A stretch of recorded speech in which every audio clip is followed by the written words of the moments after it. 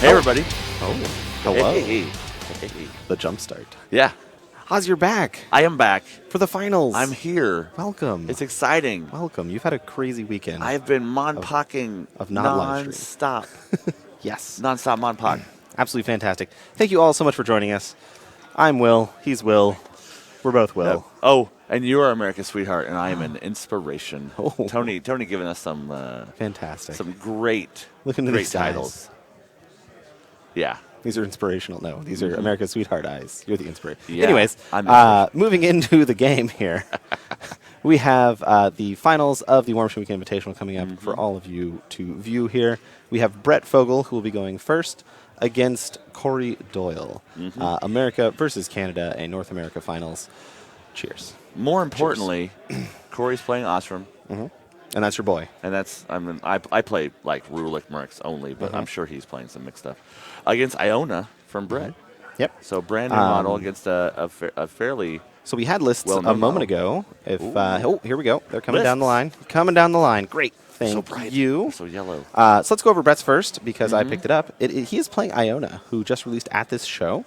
Yep. So Iona the Unseen with 2 Warpulse Stalkers, a Lord of the Feast, a Tharn Ravager Shaman, a Tharn Wolf Rider Champion, a Boilmaster and Spirit Cauldron, which I'm excited for. I love this guy in Circle. Yep. He's really, really sweet. Bridget and Call, 2 Max Tharn Ravagers, and a Tharn Wolf Riders Max. This list hits very hard on Iona's feet turn. Very, very hard. Yeah. Now, Well- luckily, Ostrom's feet is +3 armor. Yep. And Iona's feet is +3 strength.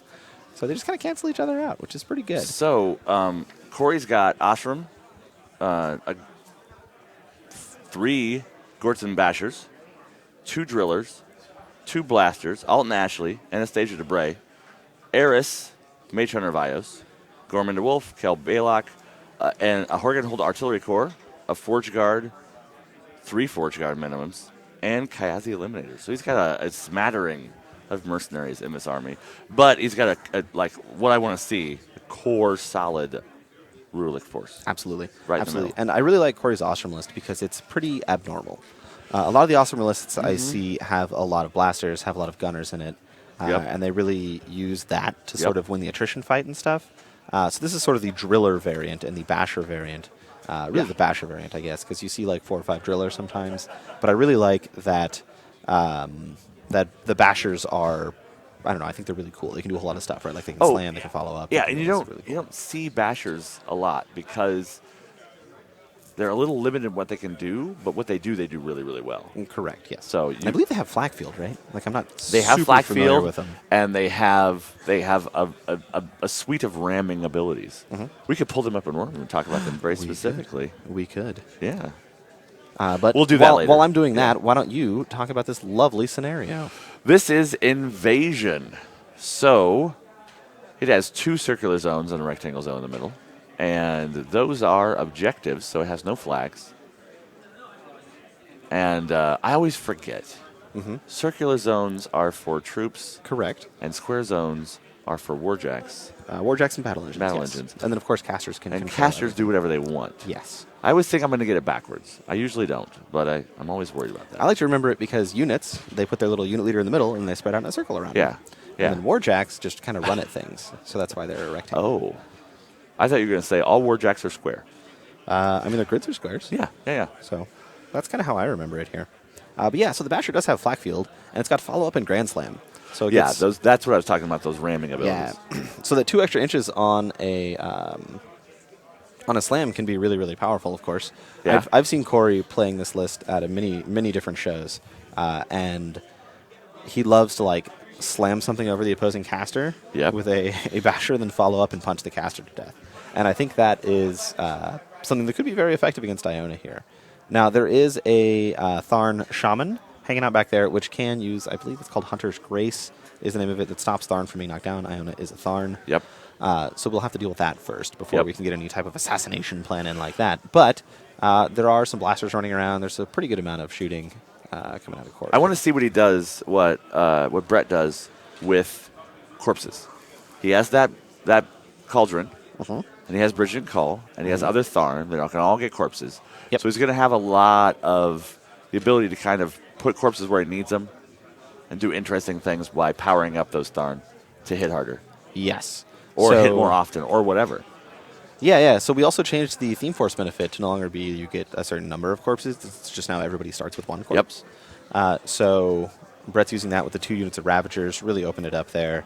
And then, as you mentioned, Bridget and Call and Lord of the Feast both are great with corpses. Yep. So here we go. Still deploying at the moment. Yeah. So this mercenary list is surprisingly fast for being full of speed 4 models. Yeah. Well, Ostrom, in addition to the armor Ostrom gives, he gives speed. Yes. And the Bashers are speed 5. Ostrom can get his army across the table. If he uses his feet aggressively early, it can really, really move across the table. He can buy a lot of position with that. And I think Brett isn't going to be able to be as aggressive as he could have been because of that, right? So, like, if he runs all the way up here on turn 1, it's like these guys run pretty far. They run 12. And they're deployed 7, so they have to go about 19. That's 24, so they're probably about here, right? Yep. You don't want to get shot and stuff on turn 1. And I guess there's actually not a ton of shooting in this list, just a little bit.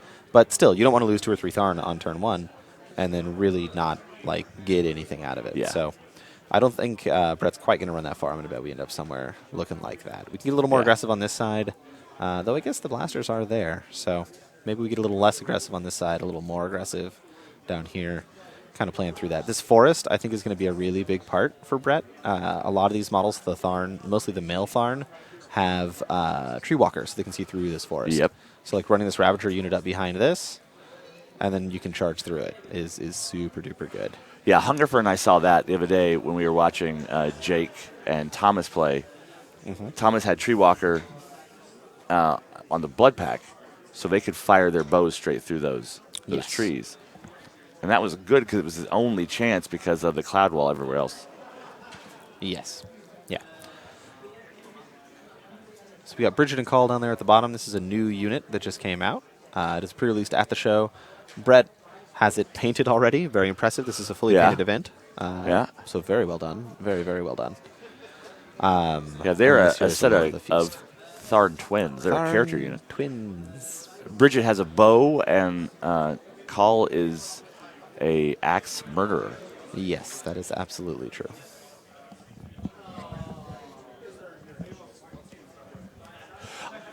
Speaking personally, entirely, I really like the Siege Crawler with Osram because it can reach the table on his feet turn. Yes. So I'm really interested to see what happens when Osram's feet gets used and what that does for positioning in that army and those spray templates on the blasters and a lot of that stuff. Mm-hmm. But those bashers on that feet turn are going to be super, super dangerous. Definitely. Fire for effect also. Choice. Yep. And snipe on the artillery crew. Mm-hmm. Can do some work. Yep. Here we go. I believe this is an Alton Van Helsing. That's what it looks like from up top. It looks like it mini has a great big giant crossbow. Yep.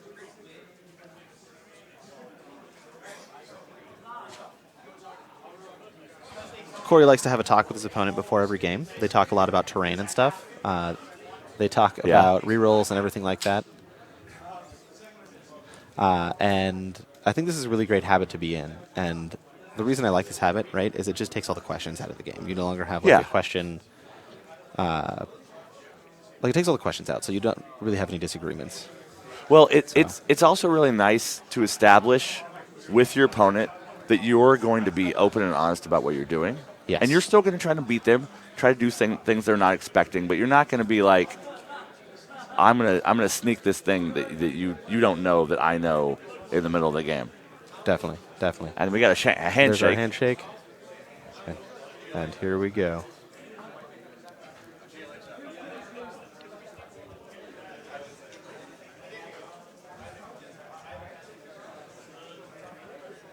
We got some advanced moves coming out of Corey here.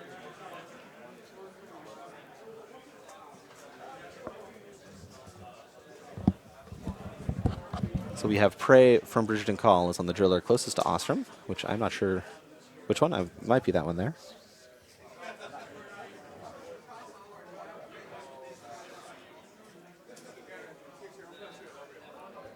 So 5 units, so 5 advanced moves. Mm-hmm. That's putting those bashers even farther across the table early.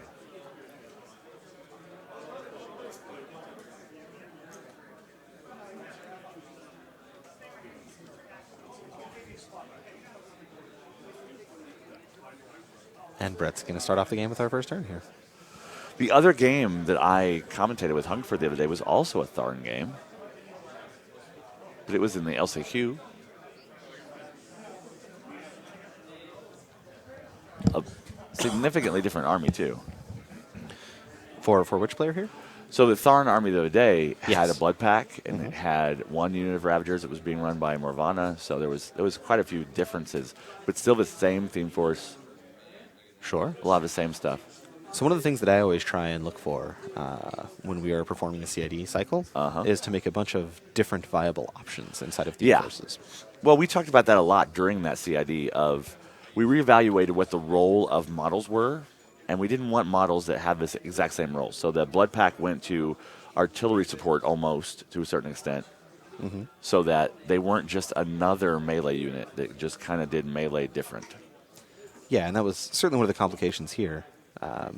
But I think all in all with the community and working with them, we came out with some really, really cool things for this theme force. So I'm excited, personally. And obviously Brett is as well. He's here playing this. The Cauldron walked on up, made 2 corpses, and gave 2 of them to Call. Who's now running halfway across the table. Going to run all the way up there. It does have Tree Walker, I believe. Yeah, he's a male Tharn, so he's got a lot of those male Tharn rules. He's also got Shield Guard for his sister, or anybody else, but that's what he just measured, that 3 inches. Yep.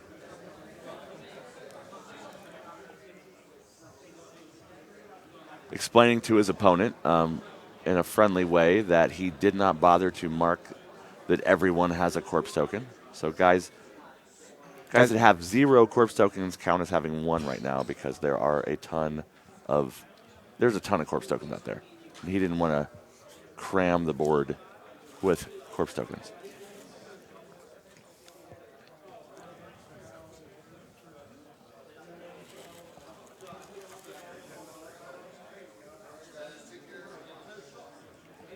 Checking to make sure Brett is measuring accurately. Yeah, Corey had misremembered a rule or a stat, so yeah. he was confirming that his memory was right, and it wasn't. It was wrong. Yes.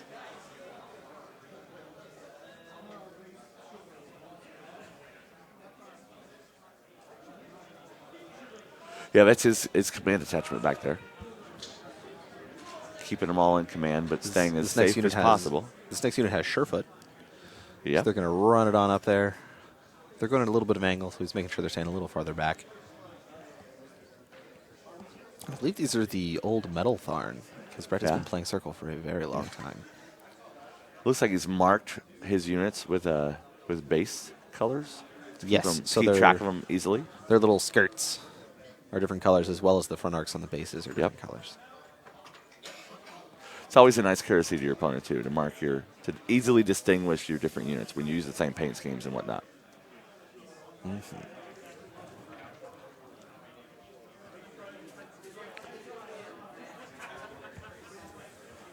Yep, that Ravager Shaman is going to keep the no knockdown up probably most of the game if you can. I would assume that's what it's going to do for a while until the very late game.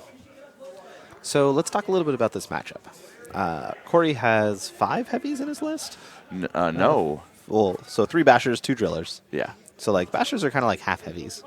Sure. They're like, I guess 75% heavies, right? Yeah. And then 2 drillers, which are full-blown heavies, and the 2 blasters, which are kind of like 1/4 heavies.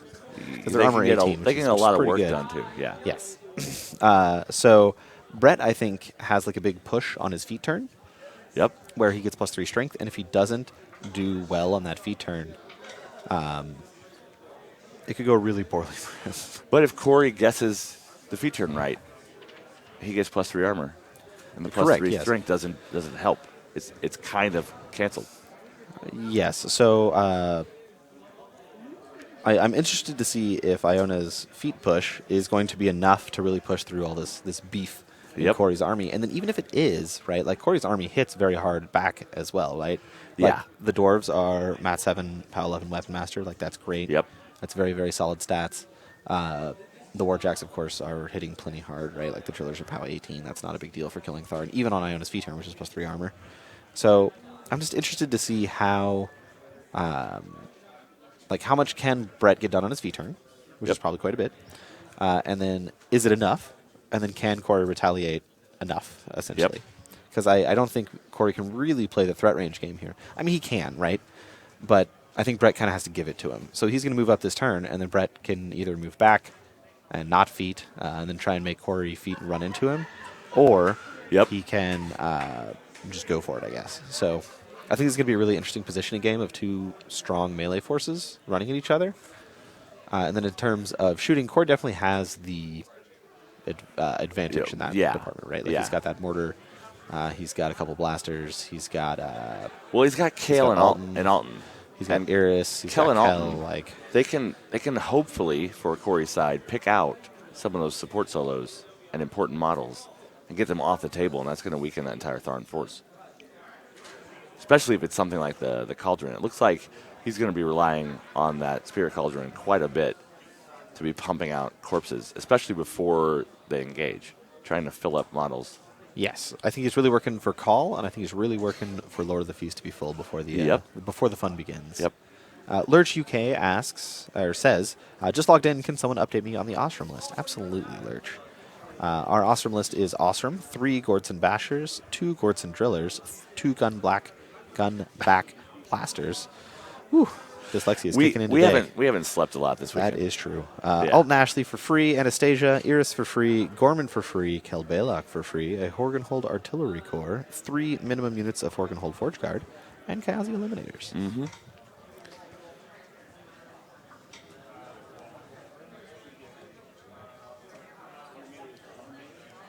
Those Eliminators are also going to be good at getting to those important solos. Mm-hmm. Those models are very difficult to guard against, and they are really fast.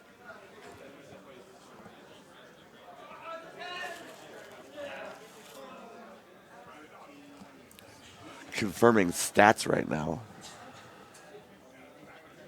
You don't want to make a decision based on a memory you think is correct. Call may very well just die right here. I'm pretty sure we just measured Kel's range, which is 14, which was that. So Kel could just put 6 damage on him right off the bat, and then Alton can come on in, shoot him, and then that'll get rid of Tough because Alton has Grievous Wounds on his gun. Yep. So I think if you do that,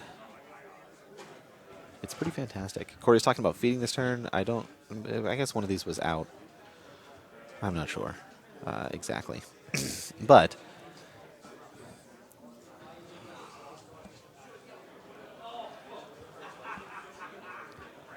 Yep. So Alton's walking within 14. It does sound like that is the plan.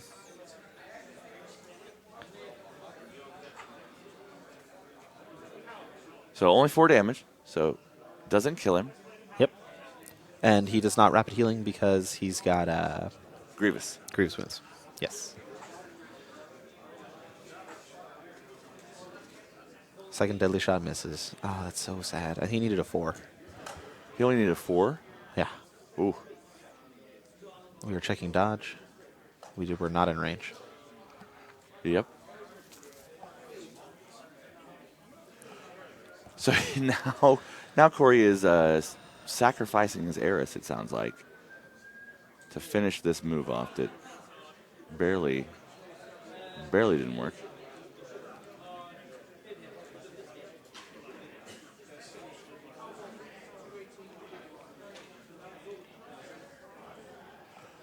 Eris will walk to there and then try and finish him off with a deadly shot.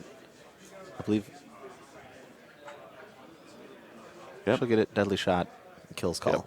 I think that's a really big deal. Call is a huge damage dealer on Ion's feat turn. Yeah. Huge Full of damage corpses. Yeah, full of corpses. He gets flank from Bridget. And then, of course, he gets the +3 strength from Iona's feet, which is probably going to be this turn, would be my guess. It does look like it.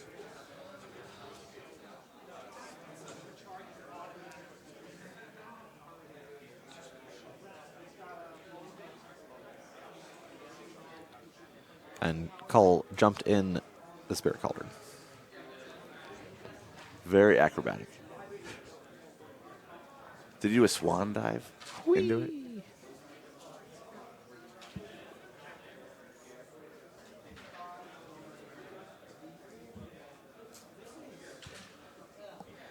Corey wants to stay outside of threat ranges. He has decided that he can get charged by that one Ravager, and that would be just fine. Yeah. The rest of them, and that would also involve Iona walking up and Hunter's marking the Basher there, which is fine. Like, if she does that, I think that's not really where she wants to be. So, yeah.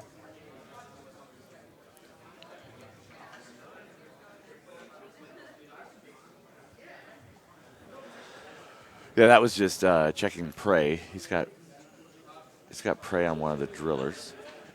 Because Bridget has granted prey, so while she's alive.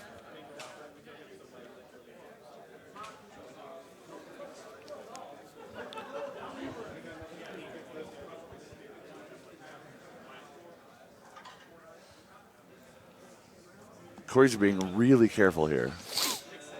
I'm guessing he would prefer not to get hit by a large chunk of this army on the feed turn. Yeah, and I think he wants to get close enough to react. I think he doesn't want to feed this turn, right? Like, Yeah. I think that's the goal, is to not feed. Yep.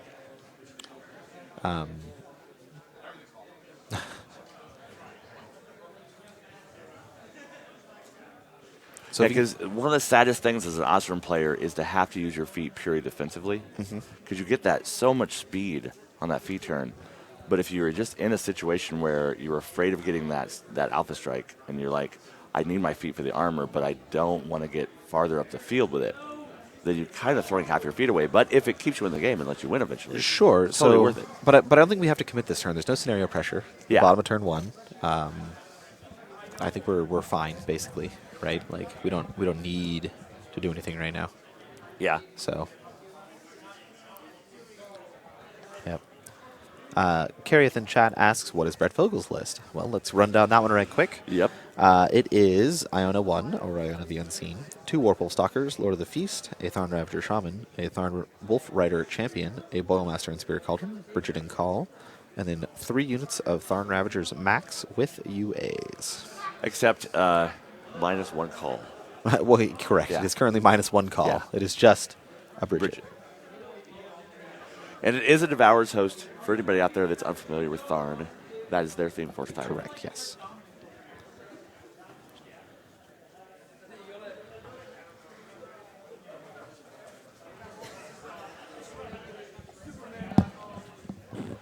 So Corey's positioning in a way so he can try to not get jammed out of zones, basically, I think is what he's trying to do here. And I think if Brett does try and jam him out of the zones, it's probably not going to go well for him. Definitely has more staying power than Brett's army. Yes. The rapid healing is a new thing on the Tharn males, and it does help them take a hit and not die. And often, if you only do 1 damage to them, they just, or a little bit more than 1 damage, sometimes they heal all the way back up with that rapid healing. And he has no knockdown tough right now, so they are survivable, but they're not as survivable as they're certainly not the durable, base right? level of a lot of those Rulik models.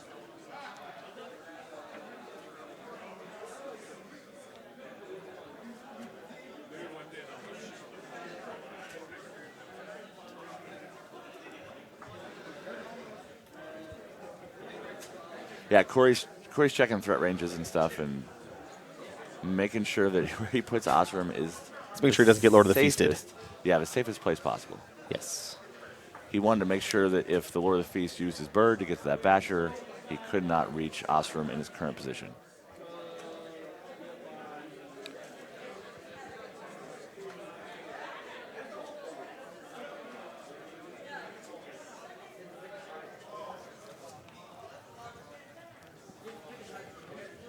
So what is your favorite thing that you've seen at War Machine Weekend this year? I really loved the Sloan list that was on day 1. Yeah. That was Sloan, 5 Minutemen, 4 Hunters, Kane 0 with Ace. I love that list. I think it's really, really fun. And I love that people are adapting it to put Ace and Kane 0 in it. Yeah. I think it's just really cool. Really, really cool.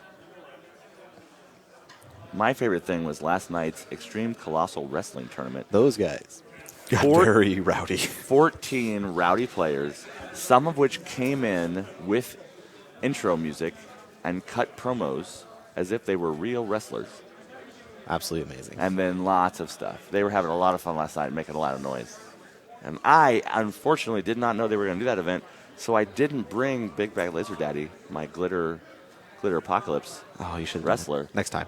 Next time, definitely next time, because the plan is to have that event again next year, possibly with some actual wrestling rings built. Because right now they're just marking off the 30 by 30 on the table, but the organizer wants to try and get at least one wrestling ring built for the That's finals. so awesome. Yeah.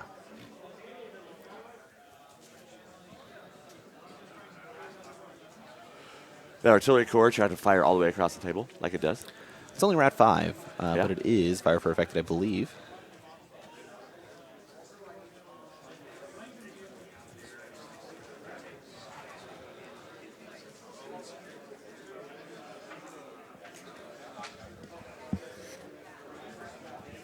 And it's scattering.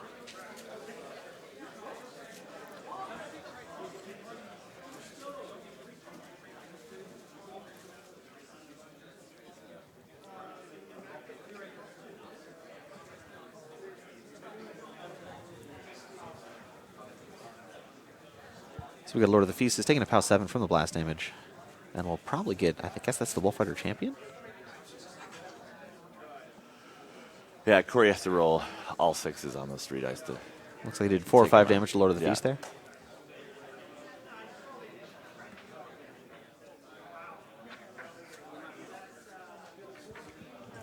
And that's it. We have a very polite crowd over there too, quietly watching. Yes, there's a pretty good group. Intent. Pretty good intent group on over there. what's going 20, 30 on. people watching. Yeah. Top of turn 2. We're keeping both spells, which is Phantasm on the Wolf Riders and Surefoot on the Blue Tharn. Yep.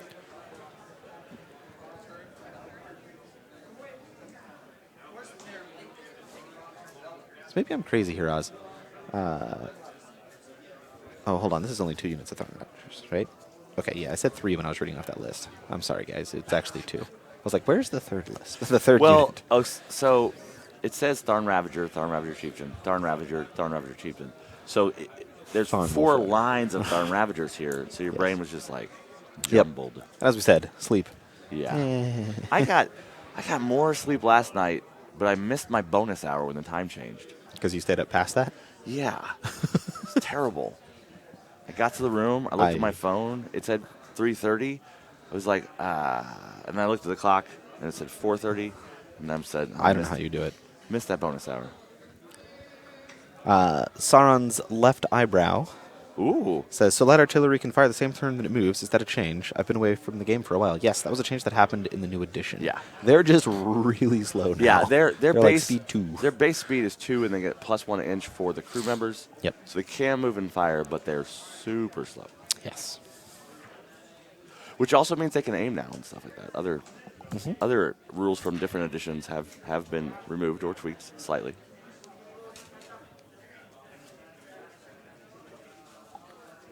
And if you have been away from the game for a while, you can watch lots and lots and lots and lots of stuff on the internet, including official videos from us, produced by our fabulous video producer, Tony. Tony Konachek. Tutorial videos. Absolutely for beautiful man. The new edition of the game, and lots of live streams of us playing. In addition to Company of Iron and Extreme Colossal Wrestling and all the other stuff we do play War Machine and Hordes on the live stream sometimes. Will Schick and I played a Man of War versus one of his lists game a couple months ago. It was a lot of fun with the new chariots from Black Anchor and stuff. So Cauldron advanced up, gives gives 2 corpses to Lord of the Feast, putting him at 3. And we've put Puppet Master onto the Wolf Riders. Those Wolf Riders, I really like what we got in CID. Yes. They are. The jump dual attack is so cool. Well, and they're such a good flanking unit now. They're fast. They can jump. They can melee and range in the same turn. If you have anything on the edges, you have to worry about it. All right, the Wolf Riders are coming in. No Iona feat yet. So these are no rerolls, no bonus strength or anything. Yep.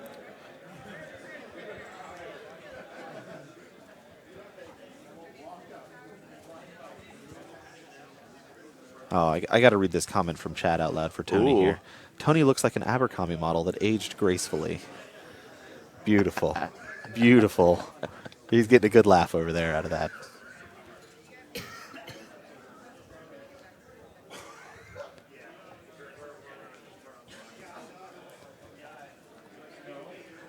You forgot the bungalow comment. There was a whole bunch more. Like, I mean, I really need to bring up Tony's personal North California bungalow on the beach, okay? It's a little personal. So here we go. These riders are moving and then hopping. Trying to get them Yep. some back arcs, I think. yep. Or just deeper into his back line. It's a yellow unit of Forge Guard up there.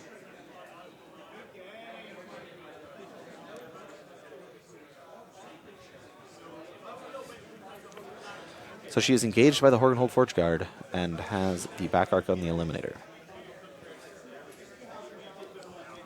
That poor wolf met a very similar end to my Gremlin Swarms from my Grimkin army, where it got stepped on because it was left on the floor.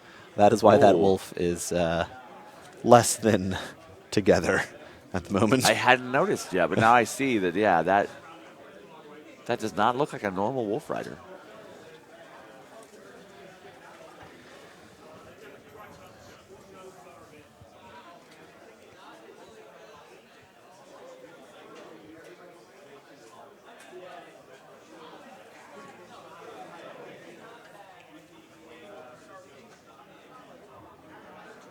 All right, our next wolf is going to hop.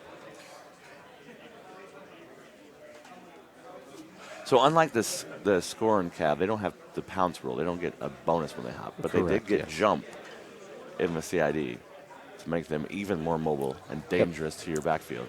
If we can get Fs in chat to pay respects to the dead Wolf Rider model, that would be great. We've already got a few popping up. The more we get, the more prayers that Wolf Rider will receive. Mm-hmm.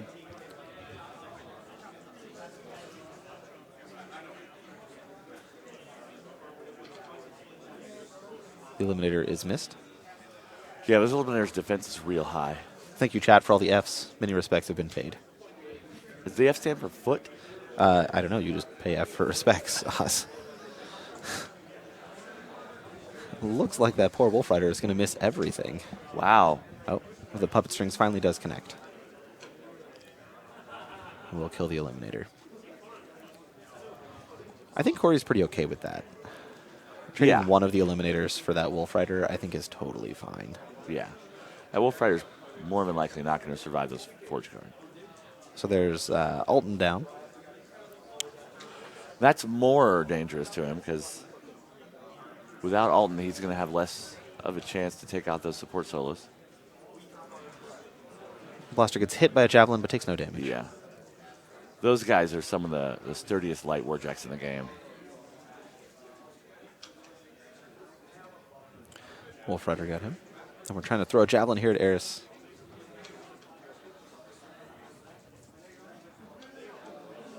Kills her. Those were some pretty good dice there. Eris did die, just like Corey thought. Pretty good dice there from Brad.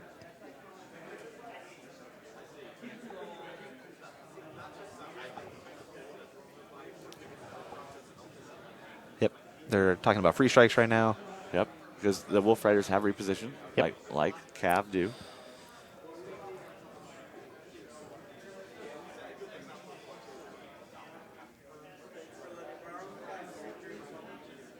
Apparently, F to pay respects is from Call of Duty. Oh. There you go. Oh, I don't know. Oh yeah, I I'm not guess a- it's like an I'm not a- action button in the game. Yeah. It's like F to open the door, and there's one that's like F to pay respects. Oh, okay. That's pretty Yeah. good. That's got to be what it is. I don't play a lot of Call of Duty. Neither do I. I play But- other things. I do enjoy a good meme. Oh, I know. Don't you enjoy all memes? No, there are some memes that I do not enjoy. That's something that Facebook needs to figure out. The memes that I don't enjoy? They need to tag you in memes until we find one you don't like. I think that would be fine. If people want to tag me in memes, that's great.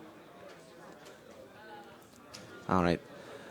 So Brett was up about 4 minutes at the start of this turn, Yep. and he's now down about 4 minutes, 3.5 minutes here.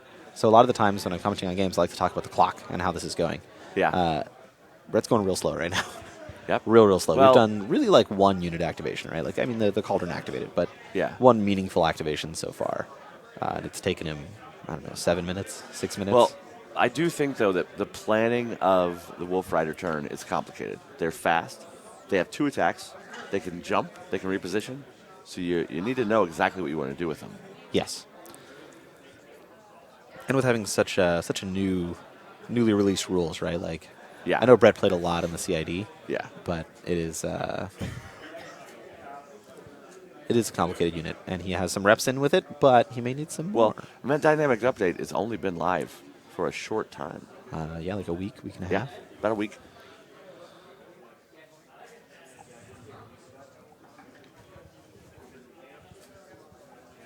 Everybody is still in command here.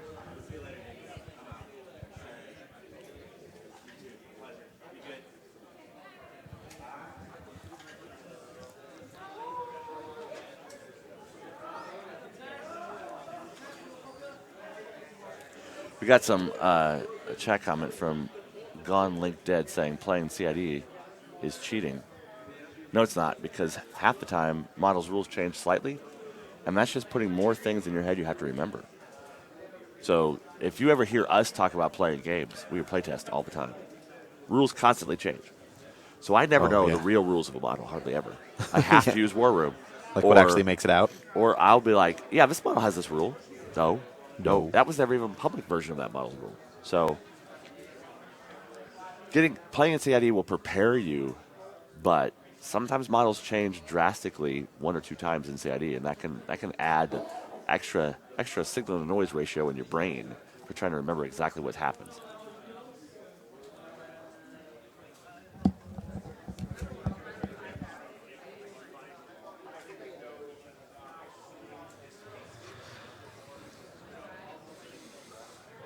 So here we go.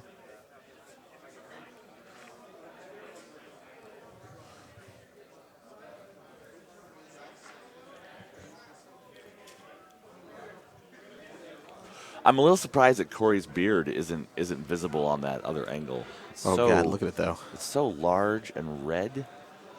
Sticks out from his face so far. That on that. Uh-oh. Corey. Uh-oh. Corey, you can't. It's like, where are you going? It's like he knew you were doing it and he dodged away. Ooh. Ooh, there's a new angle, Tony. Tony's setting up all kinds of stuff over there. I wasn't even expecting that one. So this is our Wolf Rider champion here. This is a great assassination piece. If you can get it behind their caster, Yep. absolutely fantastic. Yep. I think it would have almost been more aggressive that run, though. There's not a whole lot of stuff over there that can really Yeah. threaten that model. So Yeah. yeah, and we're positioning up our second stalker here. So by swinging this stalker towards the middle, I think that kind of, like, I think Brett's counting on his Tharn to be able to hold down this zone, which there are a lot of Tharn back there. So that's pretty good. But, I mean, there's, like, we could feat and run these 3 bashers in here, which I think Corey would probably be fine with, just running them, or even, like, a slam follow-up, right? Like, that would be pretty good. And what that could do is it could, 1, contest up the zone, which is great, and 2, it could stop a lot of the other Tharn from charging. So, as like, I mean, this slam could happen, God, if you hit, like, the Dream Slam, maybe you could get it to him. Yeah. And then you could follow up. I think you only get to follow up the number of inches that you slam, so you're going to go half speed in the forest. But I think the feat gives Pathfinder? I believe it does. I think it does. Yeah, that feat is basically everything the Rulic forces want. Yep, so that could be really good. But by committing this guy up here, like, he can't help out down here. So I'm not sure if Brett thought that there was going to be more action up here at the top, and that's why both these stalkers are kind of going this direction. Maybe his game plan is to take this zone and start scoring points. I don't know if that's going to work out. It could, I guess. Like, I think there's a whole lot of beef up here. Yeah. That I'm not even sure that, like, these Wolf Riders and this Stalker can really kill it all anyway on Ostrom's feat turn. So, yeah. But I think at the moment, Brett's just kind of like, give me vengeance. Like, that kind of stuff, right? Yeah, I think that building is also going to make that top zone very interesting. Very, very difficult. Well, because nothing from the bottom half of the table can really get to that zone to support. It's going to be a fight on the opposite side of that building. Yeah. And as dwarf models are slow, they're not going to be able to reposition later in the game if things go bad for Corey. But I have faith in the Forces rule. Of course you do. Of course you do.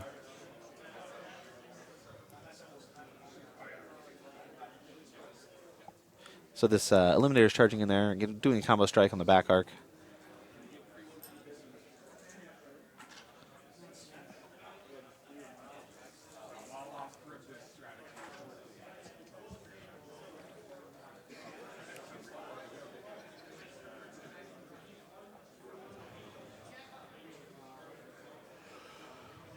So that's one Wolf Rider down. Yep. But that's what those models do. That's their Yes, yeah.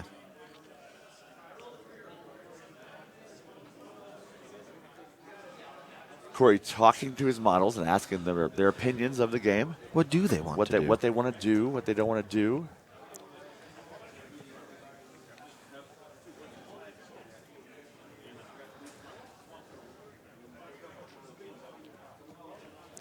So I do wonder if this this mortar here can get line of sight to the shaman. Yeah. He might be able to. Like, he might be able to walk over here and then shoot him. Yeah. Oh. And that looks like exactly what we're checking here. Yeah, so that's a bit far. Yeah. Oh, but with the feet, he can move 7. Oh, with the feet. So if he can get this guy, like, that would be great. That does so much. Yep.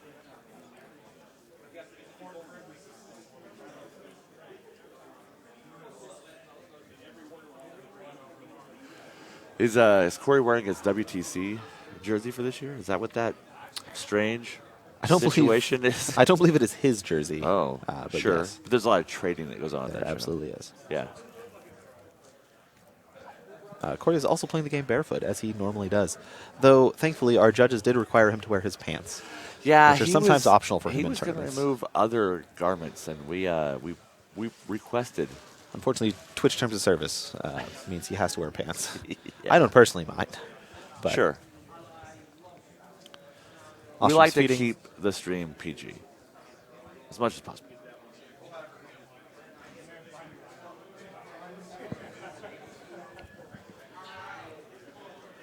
So Ostrom's feeded, which is +3 armor, +3 speed. And I believe Pathfinder. I was Yep. checking that, but I didn't.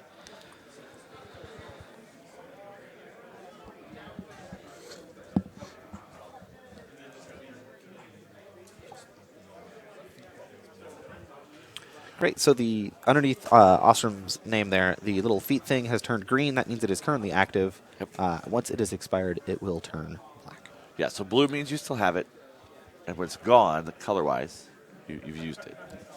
But active is green.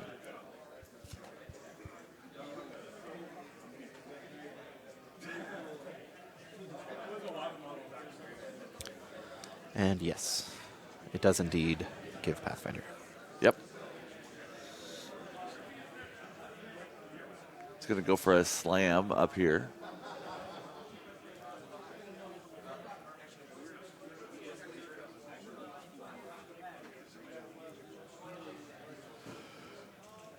They're pulling out a laser to check the angle on this. Let's look at the top view. Oh.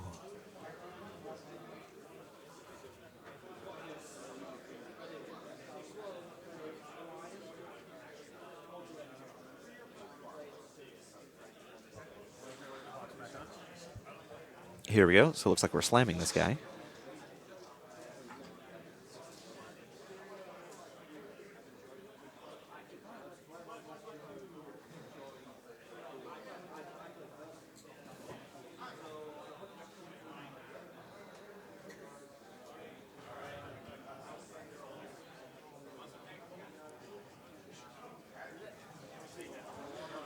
Yeah, that is the Surefoot unit. So he has various No tough. He has various no knockdowns. He has Yes. the Shaman's Bubble of Hunter to Grace, and he has Surefoot the spell. So Which can only affect one unit, though. yeah, So but the Shaman's kind of guarding that lower unit. Driller is advancing into the Wolf Rider here.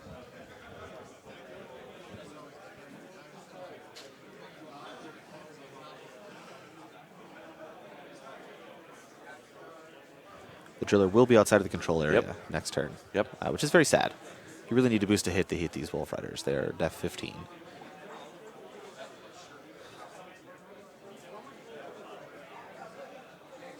We got a field promotion coming up.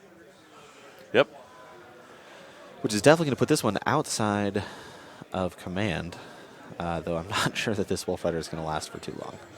Yeah.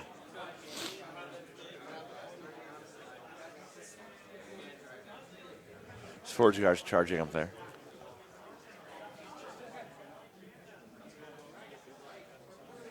So here we go. We got, We got 2 charges, 3 not charges.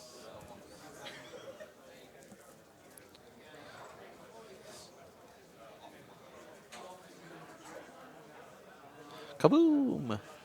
Yep. What I thought was going to happen. First Forge Guard, Plasters, Wolf Rider. That's why you need 5 attacks. Yeah. So the first one can kill it. Yep.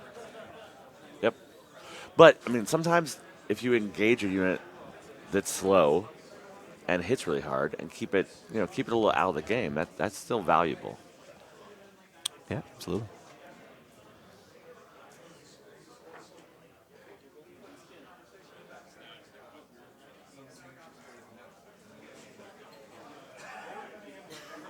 So we've got some dodge going on here. I wasn't paying attention, so I didn't actually see what shot that. Oh, it's a blaster. Got it. Yeah. Okay. Yeah. Blaster walked up, fired. Yep, so there's 1 Wolf Rider left.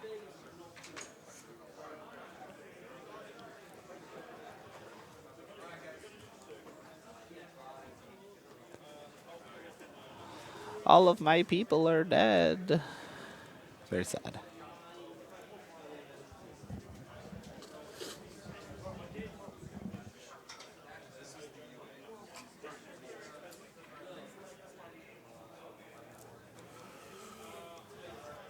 Corey confirming he knows which Tharn is which Tharn. Yes. Because sometimes if you're not familiar with the models, they're all big, scary Tharn guys. So you might not know which one's which.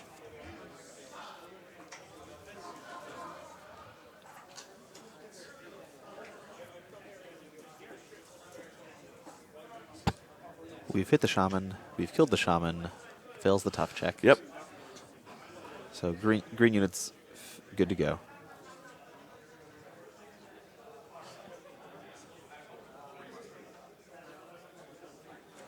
So we're starting on the UA here. 7 damage to the green unit.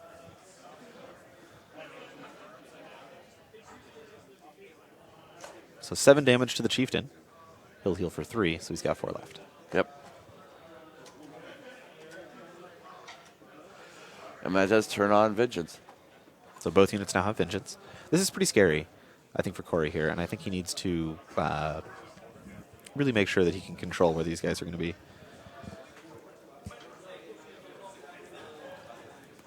But he also has that armor bonus from the feet. Yep. He's hit. Looks like a 2.5 total slam here.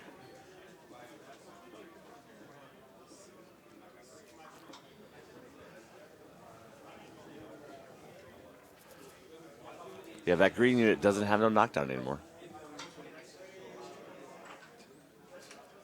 Corey He kills him with realizing the he had Palpatine. rolled an extra die, so he rolled his attack roll.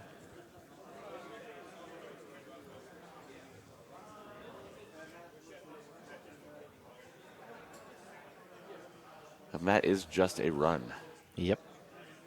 Oh, and the Forge Guard are going to Oh, you need to be careful with this. get Yeah, across we're the gonna spread table. way out. Yep. I'm not sure that's far enough spread out. There we go. That's what I'm talking about. Yep.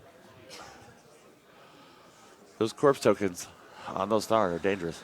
Well, they get the overtake mini feed, right? Yep. And they have So- Vengeance right now. Yes. So they're they can gonna really go position wherever they quite want. a bit. Yep.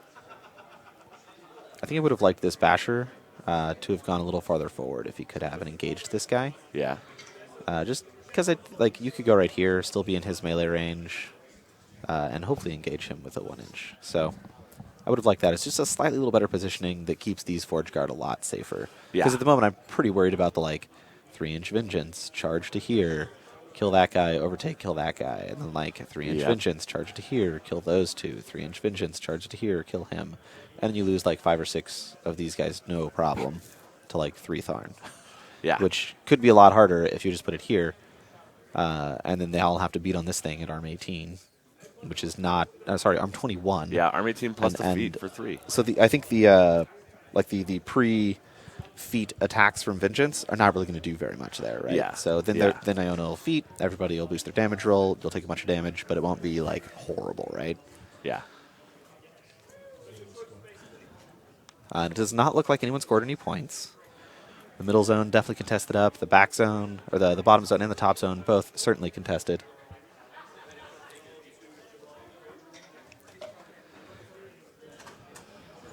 We're back to Brett.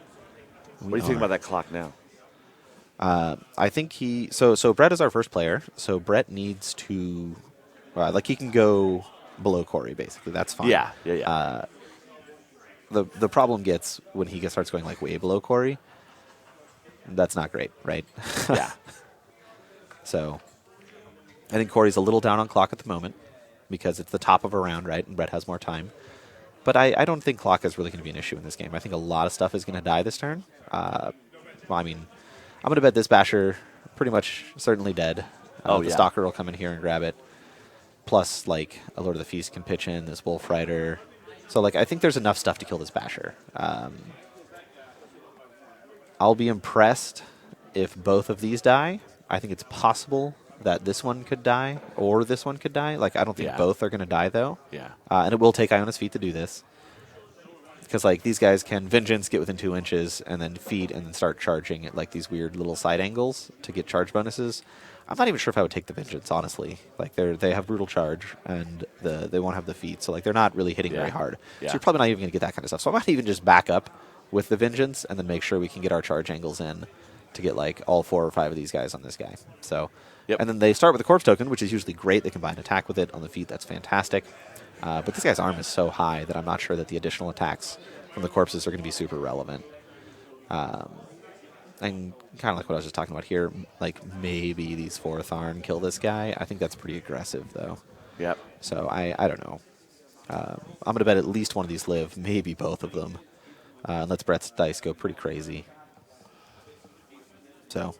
that's kind of where I'm at. And then I think these guys have a pretty good follow-up the next turn. The Tharn have to be, I believe, completely within the forest for Tree Walker to work. So there might be a couple of them that are completely in the forest over here that'll be def 15, but these dwarves are mat 7. They'll clean up a lot of the ones that are not inside of that forest. So I think Brett really needs to make the choice whether or not he wants to, like, kind of sandpaper off this front row of dwarves with just maybe 2 or 3 Tharn. Because, like, one guy might be able to charge to here, kill him, and then overtake an inch and get him into melee range. That might work out. So 2 Tharn could probably kill 4 dwarves. I'm not really sure how many it takes to kill one of these guys. I haven't done the math on that. But they do get to reroll all of their failed attack rolls, which is really great because all of Corey's models are defense 10. Oh, so very relevant here. Very, very super relevant. Super powerful. And by very relevant, I mean very not relevant. Was that sarcasm? That was definitely sarcasm, which you may not be able to tell because I kind of have a cold. Yeah. So we'll see. I think Brett just decided not to use the Vengeance attacks at all. Yeah, he did take the movement for all those guys, but he didn't make the attacks. Because I think that's not really, like, relevant at the moment. I'm gonna pronounce this name as Alexifer. Sure. Is wondering if those Forge Guard are bait of some sort down there. I think the Forge Guard are definitely bait. At least that front row is. Yeah, the front row is certainly bait. But I think it's sort of the, hey, you could focus and maybe kill these 2 Bashers, but if I give you a couple of these Forge Guard, maybe you get greedy and you try and commit 1 or 2 of your Tharn over there, and you don't kill the Bashers. Yeah. Right? Like, I think that's pretty true, I guess. So, yeah.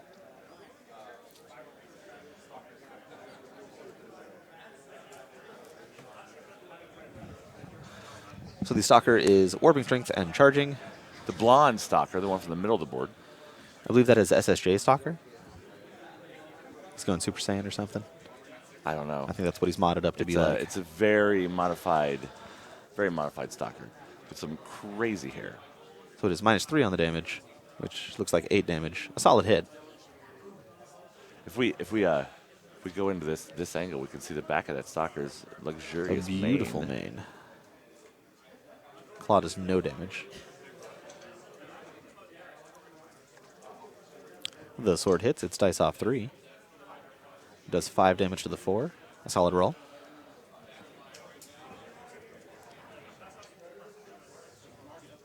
I mean, you think this Lord of the Feast comes in and tries to kill Ostrom? He's camping at least 1 Fury. It looks like 2. Sorry, Yeah. Focus. He's got the +3 for his feet. He doesn't get the bonus strength from Iona's feet. That is Tharn models only. And Lord of the Yep. Feast is not a Tharn. Yep. So that seems pretty unlikely. Pretty unlikely. I don't know. He might use it against the artillery No, that could be really good. because the Lord of the Feast could take out that entire artillery unit fairly easily, and that's gonna be putting pressure on his Tharn if they group up at all.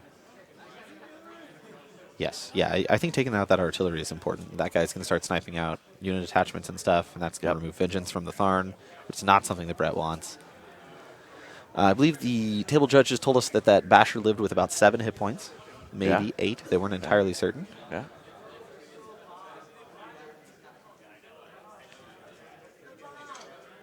I believe this is Iona charging. Let's go down to our head on the table cam and see what happens. Nope, it is not Iona. Iona's over here. Yep. Whatever that was, it just did 4 damage to the Basher.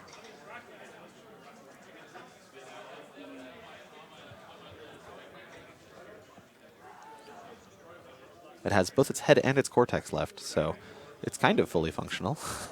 Kinda. Kinda. Close enough. Yep.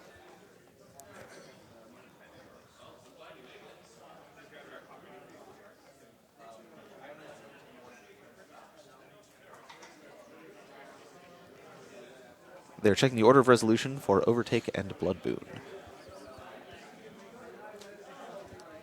Yep.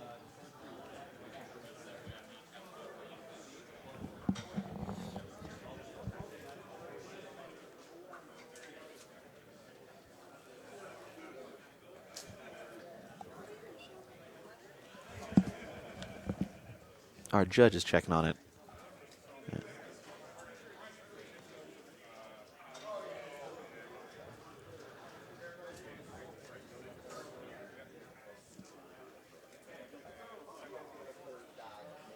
We got another judge being pulled in.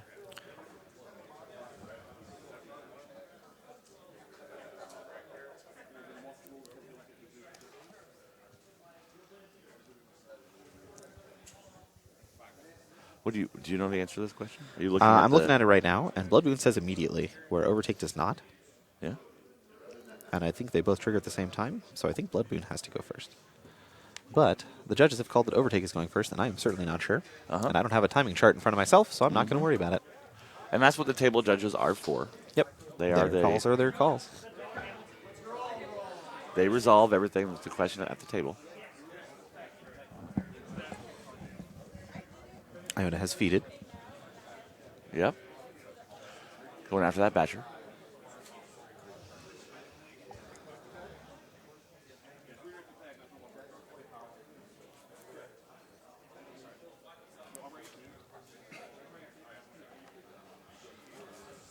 So to squeeze that model in there, he is going to use a proxy base because she's flailing her arms out there, and it's a pretty tight shot.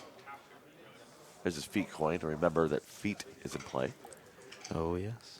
The light is hitting that coin and just making it a giant, Just the giant coin of the ball sun. of fire.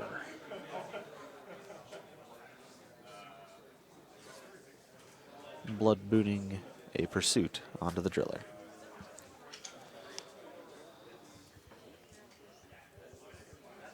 He did hit with that, so there's pursuit on the driller. What does pursuit do? Pursuit is after the driller moves, she can move. Ooh. And she has parry. She missed the blaster there with the hunter's mark, but rerolled it with the feet.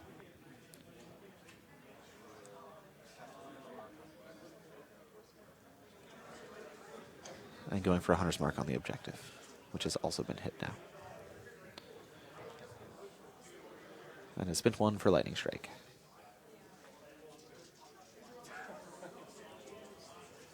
I believe that's called getting the heck out of Dodge. That does sound appropriate.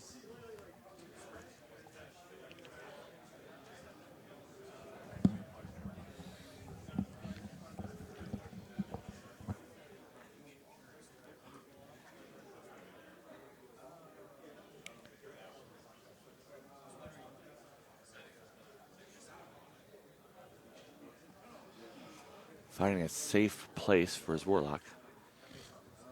He looks fairly secure there. Yeah. I mean, unless this Basher lives, and then something like absolutely terrifying happens, right? Like if this Basher lives, this is like the sweetest slam of all time. Yeah. Into that. Yeah. Though I imagine this guy's going to be pretty damaged. It looks like these 4th Tharn are going at him. Yeah. And they're going to be POW 18. So they're going to be dice off 3 each. And then they'll buy attacks, and they have brutal charge, so they're only going to go down to POW 16. That'll be dice off a lot more. So I don't think that's quite as scary as it could be for a lot of other heavies. So. Yeah.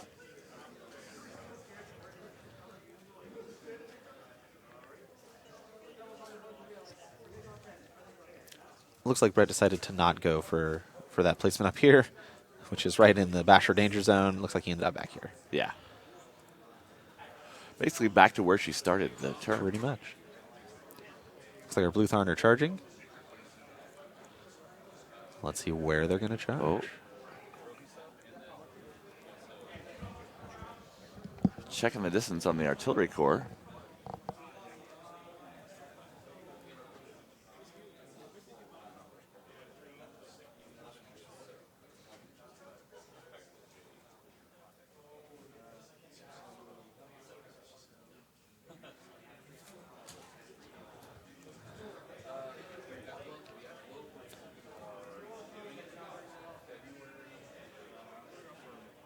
Going on the objective there. And 2 of them. Oh, they're leaving the Basher. Oh. What is going on? Ooh. It's going after the Eliminator with that one? Or nope. Looks No, like no. They're all going at the blaster. little guy. Yep.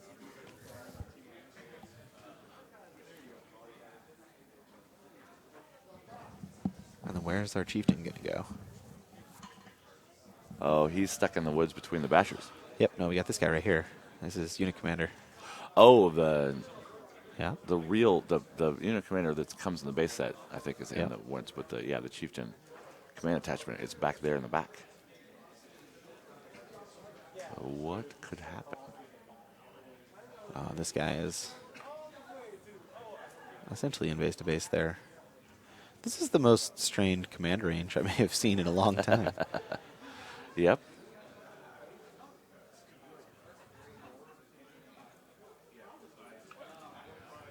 That laser's dangerous off those shiny proxy bases. Yes.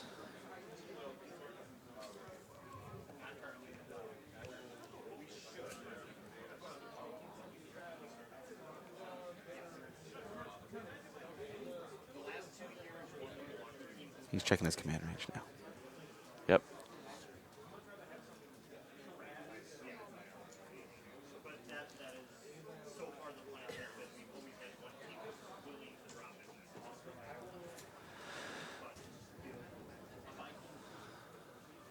The dwarves will live Yep. for now. Bum, bum, bum. So we talked about time a lot already, and I want to keep talking about it here, right? Yeah. So we started up like 2 or 3 minutes above Corey, and he's once again 8 or 10 minutes down on him right now. Yeah. And he's not like through this turn. Yep. Like, so.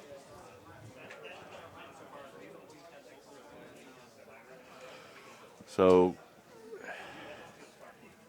he hit the objective and is swinging the corpse. Yep, and we are Into checking the for artillery. take-up allowing a corpse, and I'm pretty sure you do not get a corpse. I don't remember that I'm one. pretty sure the other model is destroyed, and then you remove the original model. Or you remove the other model. Yeah. Yeah, I don't take up does not replace the original model that's being taken up. Correct. That was a change between some editions.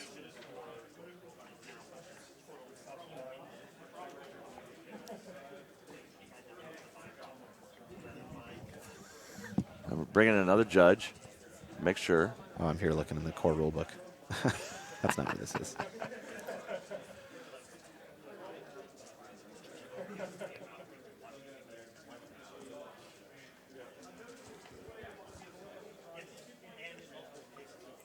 So yeah, so if the model in the unit is destroyed, you can choose to have a grunt within 1 inch to be destroyed instead. So yeah, you should not Yeah. get a corpse. Yeah. Yep. And they're reading the artillery. They did the same thing I did. They looked in the rulebook Yep. first. They're looking on the artillery core Yes. card right now. The take up is on the leader. Yes.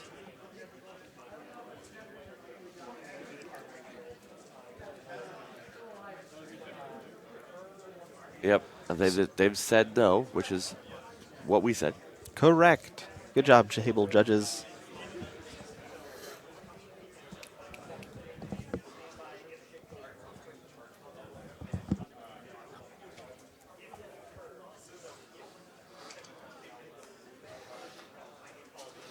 So power 18, off 3 on the blaster here. 6 damage to the 4.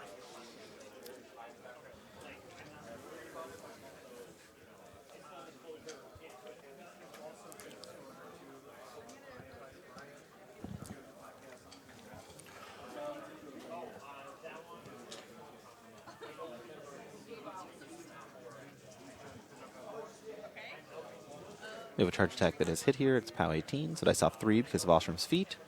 Will be 8 damage to the 6. This little guy, he's living, but his movement's out. Yep. POW 16 does no damage. Yeah, Scrapjack is commenting on the clock too on the chat. He said that clock is going to become a problem if attrition is not upped because Corey is one of the least clock pressured players at this entire weekend. I don't know the accuracy of that.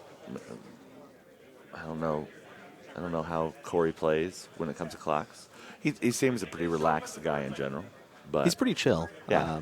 but he's also very cognizant of clock and stuff. yeah. So Well, and he's 10 minutes ahead now. yeah, and Rhett's not done. Yeah. Like we got all these green Tharn over here. This is going to take probably another at least 3 minutes. Yep. Would be my guess. Well, with the overtakes and everything. yeah. Yep. Yeah. Okay, so these Tharn are being committed over here. So he's not really doing anything with these bashers. And I think once Ooh. I think this is a huge mistake. And it's a huge mistake because I don't think these Tharn can deal with these bashers when they don't have Iona's feet. And especially Yeah. if they don't have corpses, right? Yeah. So if dispinning their corpses, like most of those blue Tharn now don't have any corpses, that's going to be a problem. It's going to be a really problem.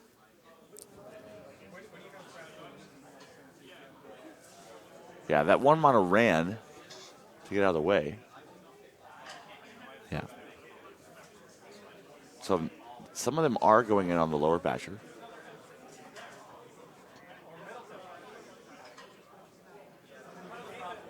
Okay. So looks like we got 3 charges on the basher. I'm not sure that one made all 3. We got a thumbs up, so yes, it did. Yep. So we got 3 charges on the basher. We got 2 down into that purple unit, which is probably just going to kill those 3 guys. Like, let's go to the top down here, Oz. Put me down. on that one. Here we go. Yeah. Yeah, so these aren't going anywhere, right? Like, these aren't going to Pac-Man through all this stuff, right? Yeah. Using the corpse to buy. I don't even think he mini-feeded. Little field promote there. That's what's going on there. Oh, no, we're going to field promote there. So that guy's down. Yeah, I think these dwarves are going to kind of have a field day, Yep. right? Like, he can get to that one, he can get to that one, he can get to that one. And so that's probably 3 dead Tharn. I doubt this basher dies. I'll be super impressed. Yeah. Super duper impressed. It might be damaged enough to not be particularly useful, but these Tharn Sure. are just kind of going to be stuck there for the rest of Yeah. the game, dealing with it, right? And it does have flak field.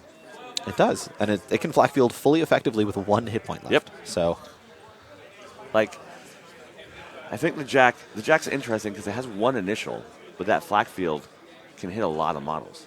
so that next charge did 6 damage to the 3. Last charge hits.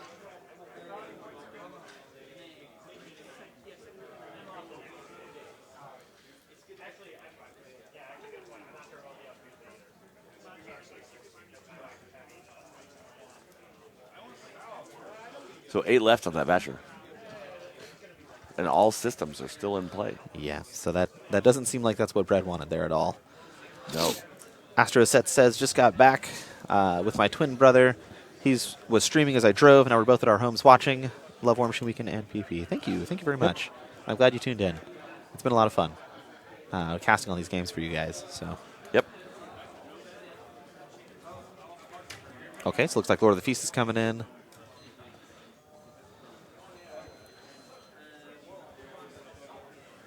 Next year, maybe we'll get to stream some Monpok. We had a tournament I would for love. Monpok last night. Man, I would love to like go deep on some stream analysis for Monpok. Yeah. I Yeah. think that would be so much fun. Well, and I've judged 2 Monpok tournaments so far, and there aren't a lot of judge calls. I think in general it's a pretty simple game. The grid measurement, no line of sight, all those things, no facing, they take out some of those judge questions. And by next year, the game will have been out over a year, and there should be lots of experienced players out there. They don't have those small questions like, am I interpreting this rule correctly, and those kind of things. Corey's letting the mortar go. Yep. We are POW 15 here on the objective. Do 7 more to the objective. Not dead yet. Not dead yet. No damage to the blaster. Those blasters. They are sturdy little dudes. And did 3 damage to the driller. 4 to the driller, I'm sorry.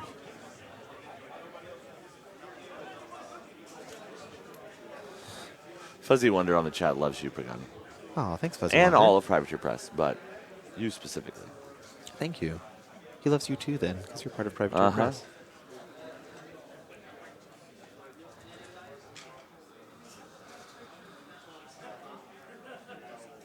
So we got the corpse for the big cannon, and we are using it to boost. It is a POW 14.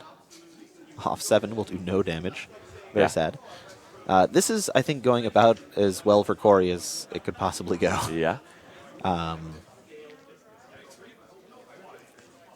Lord of the Feast has no corpses yet. So without going super deep into Monpok, Gonlink did ask on the chat if we rebalanced it. Yes. This is a new edition of the game, streamlined, smoothed out, made to play faster. And Scrapjack asked about competitive stuff, and there are 2 organized play kits. One is Crush Hour, which is effectively Steamroller, and the other one is a League. So talk to your stores and their distributors and stuff, and guess what that is. The Crush Hour gives you a cool building prize, and the League gives you a cool map. Yep.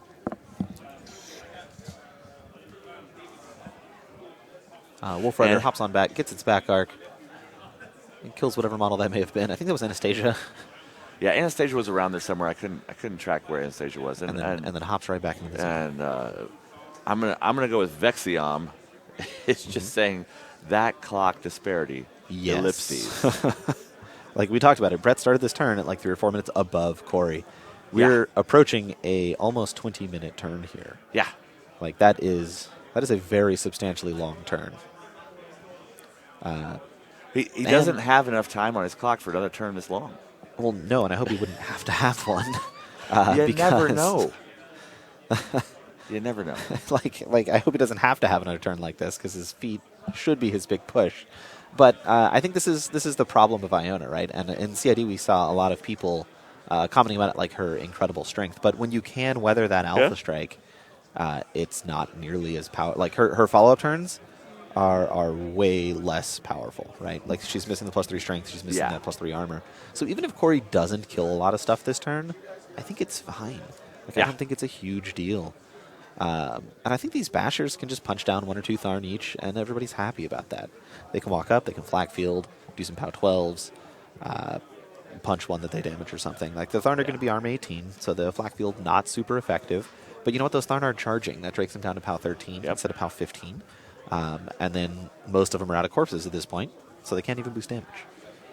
Yeah, the scoring is also really interesting in this game because there's a lot of models in that middle of the table, and so I don't think that Corey can clear the Tharn out of that lower zone.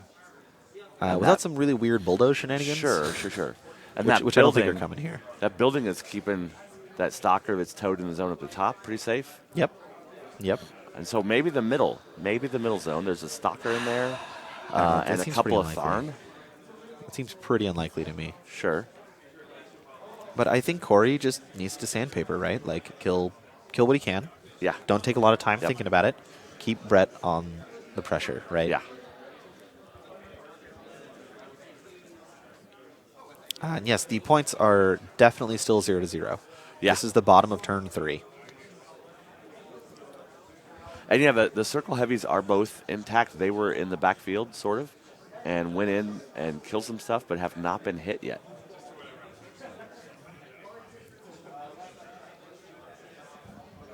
All right, so we're charging 2 guys at the Tharn with a bunch of corpses.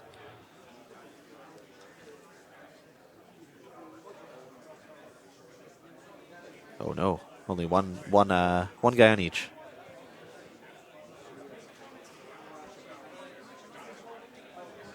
Yep. No tough. No tough. That's really good. That's the one with the 2 corpses. That's definitely the one you want to kill. The second one is hit. Kills. We'll make a tough check. Tough check fails.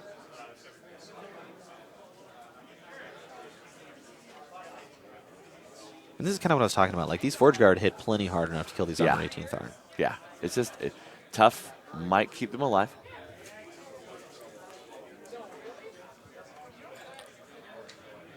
So that one was in the feet. And that was a tough roll. He hits the tough check, heals for 1 with rapid healing. Yep. So he's got 2 hit points left. That seems like a perfect flak field target.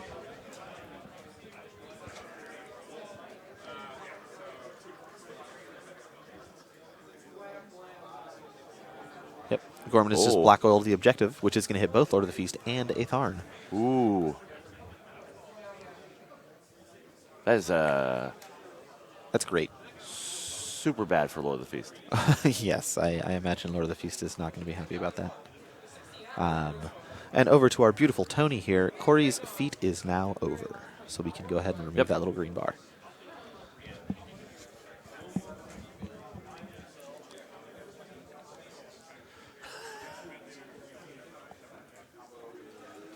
A lot of clock comments in the chat. Everybody's noticing the disparity. Yeah, like I'm worried for Brett's clock, and I think if Corey, at the very least, as long as Corey doesn't go below Brett, I think he's fine, right? Like Yeah. I think he's kind of in control of this game at the Yeah. moment. So if he can take maybe 8 more minutes on this turn, still be five-ish minutes, 8-10 minutes on his turn, staying 5 minutes ahead of Brett, that'll be great for Yep. him, and that's really I think where he wants to be here.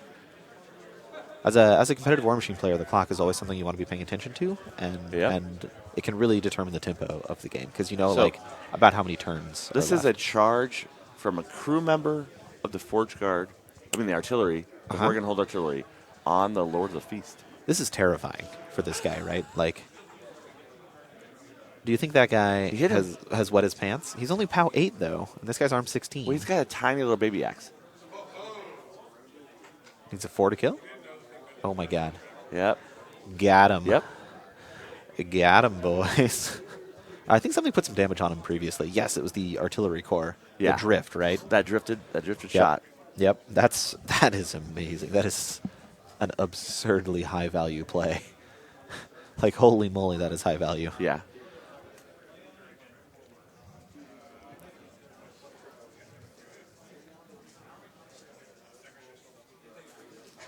Now the chat has turned to clock jokes, hoping that daylight savings time could add some time to his clock. Oh god, That happened a whole hour. happened last night. It's gone.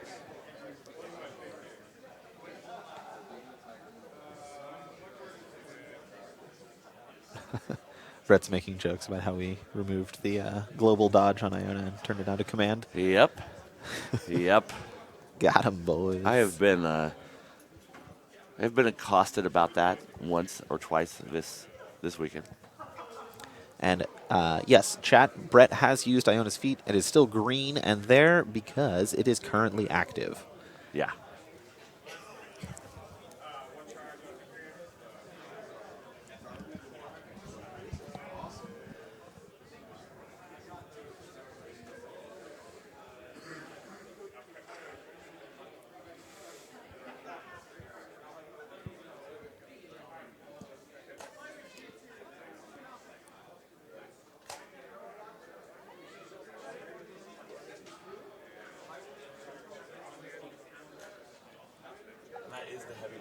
With pursuit. Yes. So they are checking to see where they're going to move a model.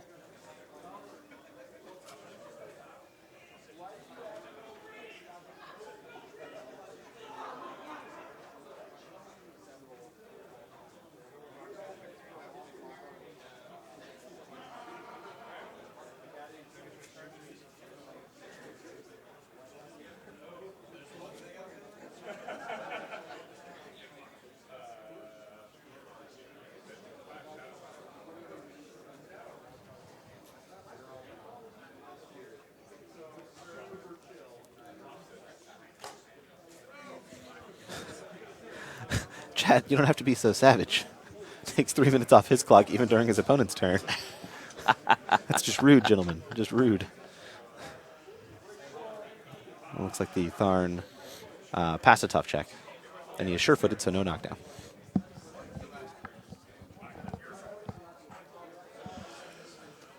I have to say this one out loud. The Calgary experience says the Stalkers are rocking out with the clock out. Oh, God.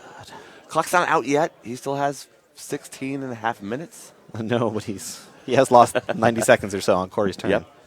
So the driller missed, but he was outside of the 9-inch range for Iona. Yep. But the sustained attack on the drill went ahead and finished it off. Yeah. Ooh. That's like a tiny drill. This is a big, giant industrial drill. For the chat here, Ostrom is right here. Yeah, hide in that trench.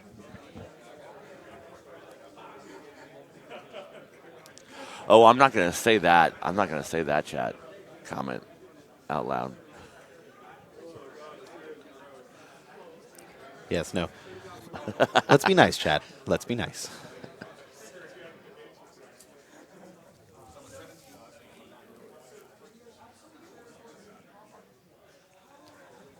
Yep, so we're moving up into base to base there for the flak field. Oh no, this poor little dwarf man.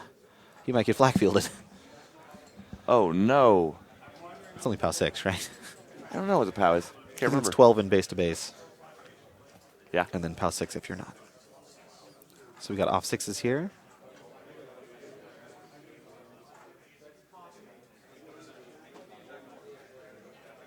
So 3 damage there. No rapid healing because it's not an attack.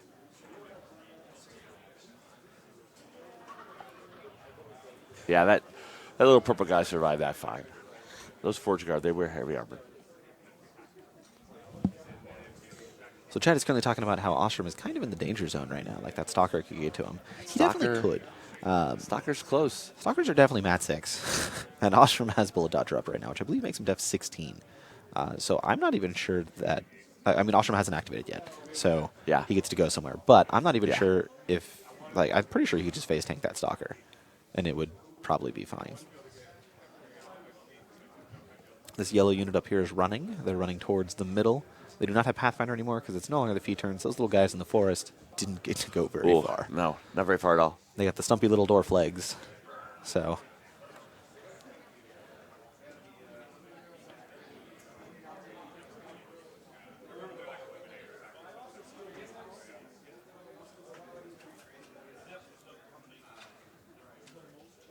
And there is no primal available in this list. That is correct. We could get a Puppet Strings reroll from the Cauldron up there, though, so that would be pretty good. But it looks like he's just going to retreat.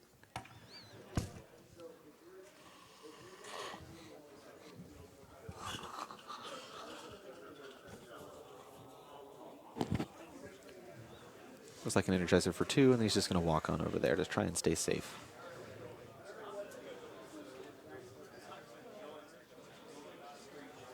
And here go the Jacks.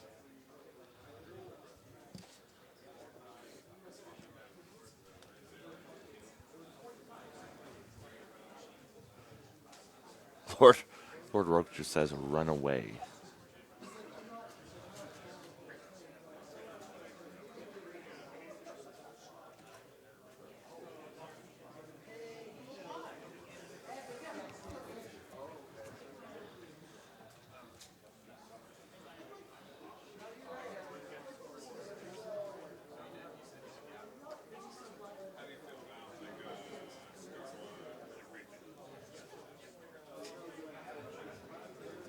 Little 1-inch Energizer there.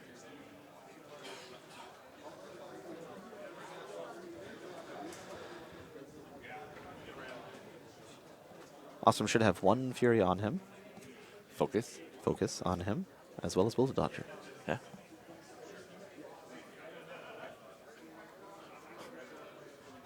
So when they put down the proxy, he was not killboxed. When they put Ostrom there, he was killboxed. So Brett told the table judge to look away and then nudged him forward outside of the killbox. So that's some sportsmanship right there.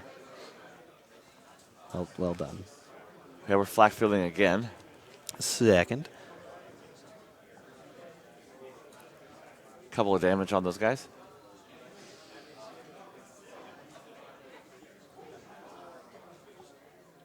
We are boosting to hit here because this is the Surefoot unit. Does no damage because he rolled a 3 on his damage roll. Dice off 3. Unfortunate.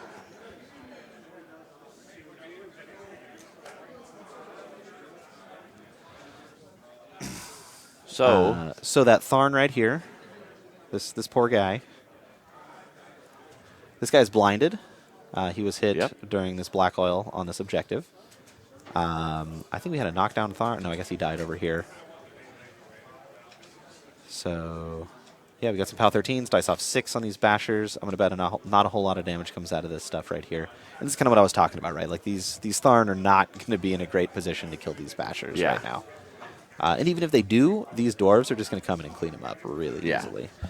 So, yeah.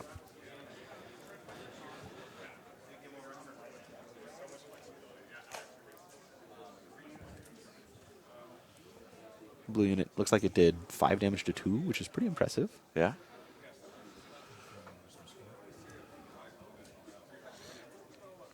We had 3 attacks over here. POW 13s. Can't boost these with corpses. It does 2 damage to the 5.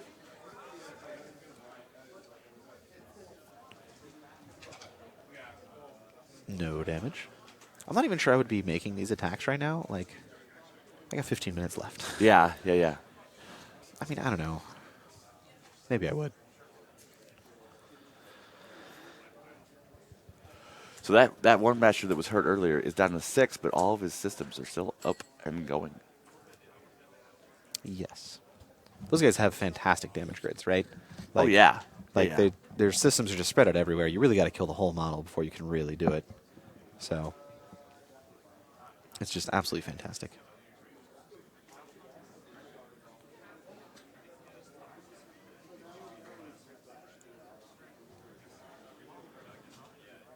Talker's going Warp and Strength.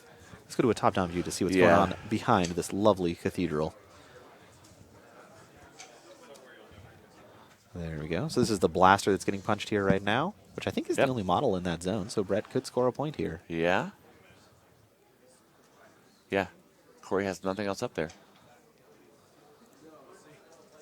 This is a dice the battle here. has shifted away from the north of the field. It has, but it's still relevant, right? Yeah. Oh, yeah. The zone is still important. And like, is this the solo or is this the unit? Because I think this is a solo, in which case nothing can score that zone. I think it's definitely a Wolf Rider. That is the champion. Yeah, that's the champion sure from it's earlier. The champion. Iona's charging the Eliminator here. Ooh. This is the kind of play that I love to see out of the caster, right? Yeah. Like, she can get up there, Blood Boon, fantastic, absolutely love it. You can play with that Lightning Strike. She can Blood Boon it if she wants to. Like, it's just, God, I just love this caster so much. Yeah, we were focusing on making her really aggressive, get-in-your-face caster in the CID, so she got there. Apparently the Wolf Rider champion was killed by Anastasia earlier, and this is the last member of the unit. Oh. Good job, Anastasia. We must have missed that one when we were talking about something else.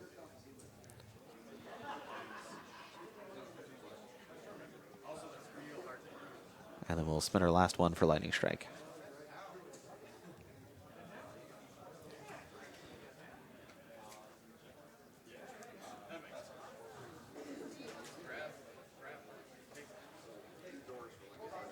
Next Stalker activates. Warp Strength. Looks like he's trying to get that objective. I'm not really sure why the objective's so important here. Some score is better than no score. I mean, true. I mean, But like, 1 is bigger than 0, Pagani. I'm not sure it's relevant right now.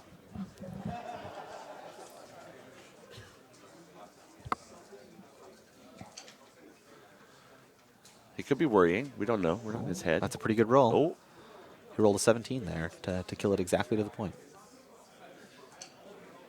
And the rest of these Tharn, I believe, are out of corpses now. I think that was the last corpse. yep. Nope, we're boosting the damage off the Chieftain here.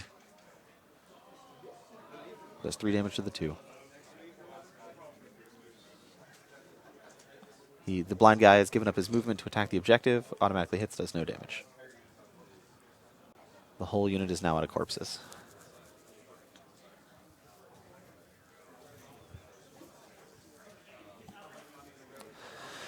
Man, I think that Basher is going to be a champion here. Okay, so now that they killed that, it's Pac-Man time in this bottom zone. And I think this is going to go really bad for Corey. I think the majority of these units are going to die here. Like, we might have... These guys might live. Maybe this guy. But I think the rest of these are going to die. Yeah, I'm interested to see if this guy made that melee range or not.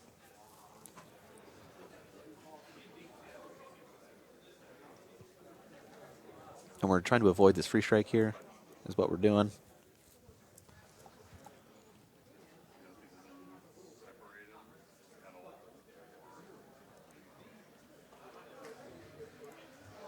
There we go.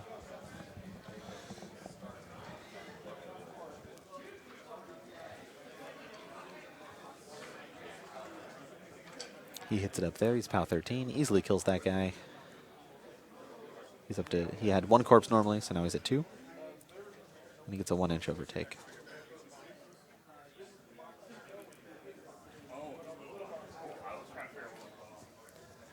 Once again, this is bad for Corey. But Brett's running out of time. Yeah. And this takes a lot of time. Yeah. So you got to be able to make these decisions quickly, and you got to be able to sort of know what's going on, right? Uh-huh. He's quickly approaching 10 minutes. Yes.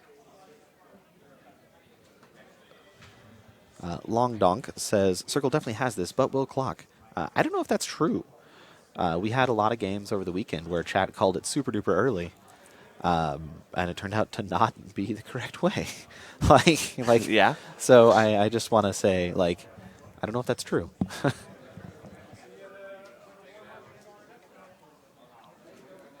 All right. The Thorn is that flag right there.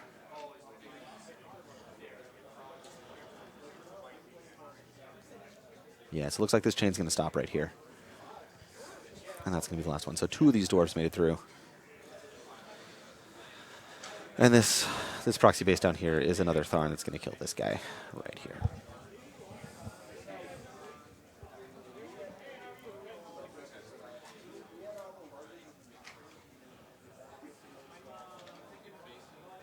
And all those little dwarf mans are dead. Yep. Boosted that charge just to make sure a terrible roll didn't Yep. fail. And he's going to get the corpse anyway, right? Yeah. So.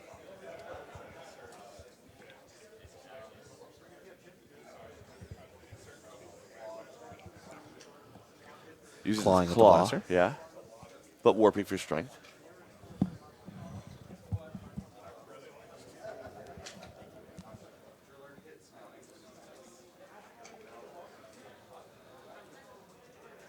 Doing 10 damage there. That's pretty good.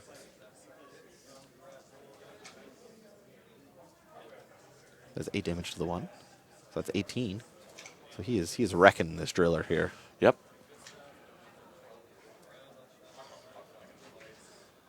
Woo. Woo. These damage rolls. Ends up with a 3 damage to the 4 to kill it. But that was enough. Yeah. And we were not in range there to hit the objective, I don't think. Oh, we are going for the objective. No, he's lightning strike.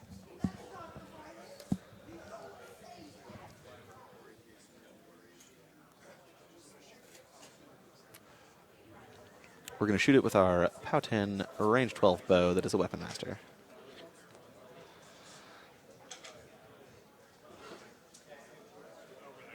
Has 3, 1 left on the objective. Hit point left. Cauldron's going to walk up and Spectral Lash it. Yep.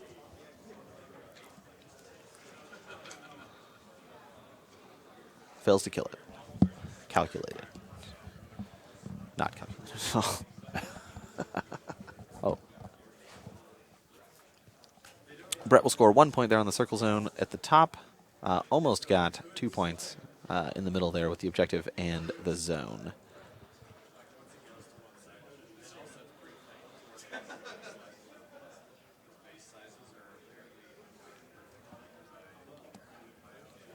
So Brett's down to 7 minutes here. Is that forest at the top of the table supposed to be a squirrel? God, that is a really excellent question here, Ross. Tony says yes. Like, I just noticed that. It was on the table the other day, and I never maybe it was flipped around, but yeah. Yeah. One of the judges putting a squirrel table? Definitely a squirrel. Like, absolutely 100% a squirrel.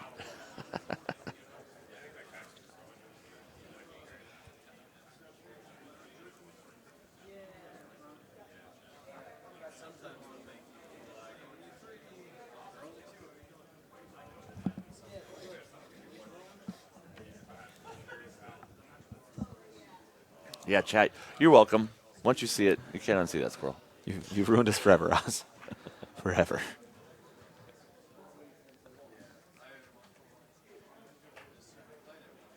Oh. So Corey's thinking. firmly in the tank. Yeah. Firmly. But he has 3 times as much time as Brett. Literally. I'm not this is not me like exaggerating. Brett is down to 7:20. Anybody who's painting and not watching. Yep. 7 minutes left for Brett. It is 7 minutes to 21 minutes. Yeah, I like to listen to audio while I paint models. I'm not always looking at the screen, but So I think this is a charge that happens. I think this is a charge that happens. And then there's 1/3 here with 3 corpses, which probably kills both those guys. That's fine. yeah. This Basher, I don't think he's in control, so he doesn't get a focus, but he can definitely flak field, Yep. hopefully killing these guys. And then he can try and punch a dude. That's fine. This Sure. isn't 9 inches, so we won't dodge anywhere spicy. Yeah. Yeah, and then we got a driller here.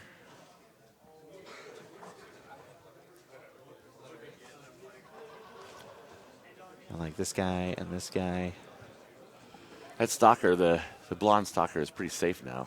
Yeah, if Brett hadn't rolled absolute bananas and had stayed right here, essentially, I think these dwarves could have counterpunched, but I think his bananas rolling is what got this guy the lightning strike back to here.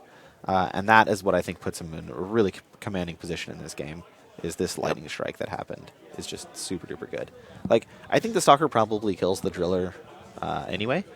Like mathematically speaking, you don't need the crazy rolls to kill the driller, but the fact that he killed it without using all of his attacks is really what let this really commanding position for Brett. Well, and that's why as an Osram player, it's so important to use your feet at the right time. Because yeah, and I think Corey did a great job, honestly. Drillers with +3 speed are super scary. Yes, absolutely. And yes. Like they go really far and they do a lot of damage, right? Yeah. But So neither this player sustained has a attack is feet anymore. fantastic. So okay, here we go. So that's our charge. red unit's charging. Yep. Looks like we're going for back arc here.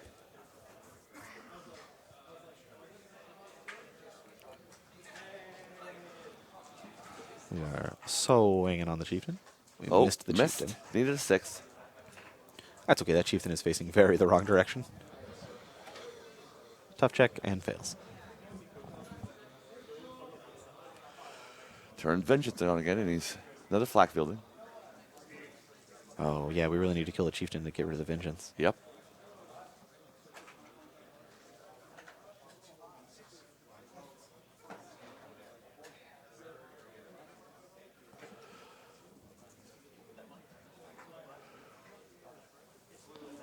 And we are going to dodge here.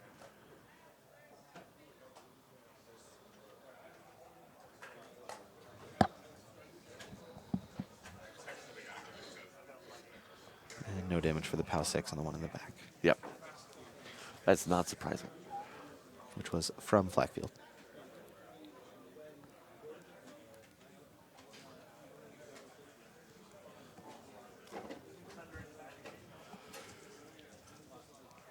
Corey can safely stare at the table for minutes on end. Yellow units charging. We're towing up on the zone here.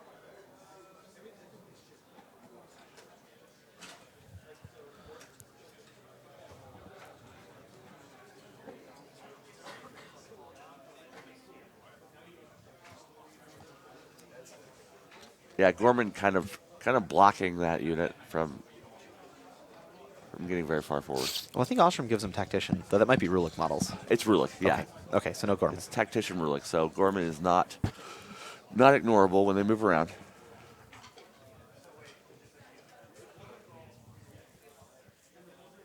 The blue unit now has Vengeance as well. This dodge was super relevant, right? Now this guy's no longer in melee. Yep. So next turn, if he doesn't die, he can start the Pac-Man chain again. Yep. I don't believe he has any corpses, though, so that's not as bad as it could be. Yeah, that whole unit went out to corpses. Yeah. Drillers, it's the showdown. Yeah. We will both toe the zone. We will Yes. both be impossible to engage.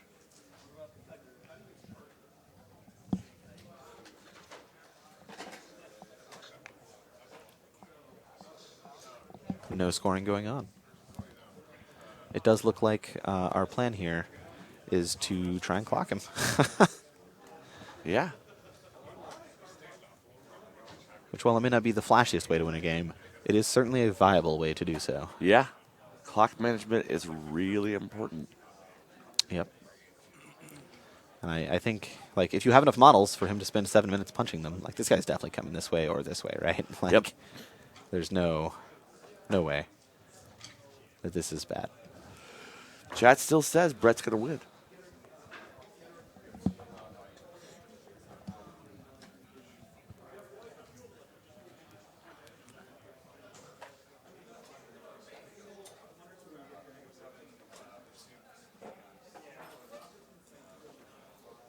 Ono goes to 7, upkeeps 2 spells. He amps 2.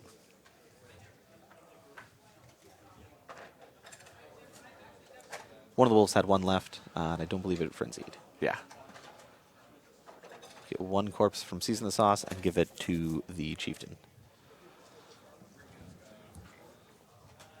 Green units charging.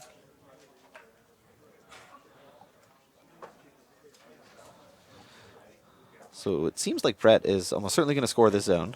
Yeah. He can use the Stalker if he needs to. This has 1 hit point left, so this Ravager should be able to get that on his Pac-Man journey. I don't think he'll be able to get the top zone. If we want to go to a top-down view here, we can check it out a little bit.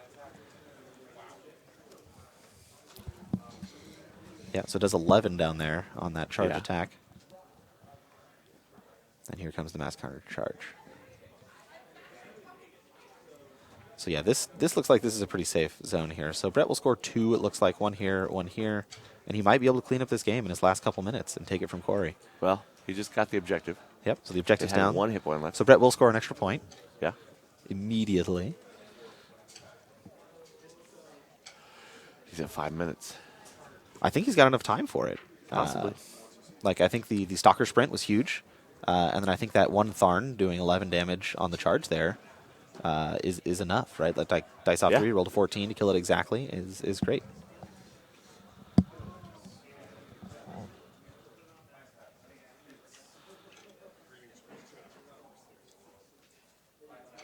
Yep. I think Corey has figured out that he is no longer in this game.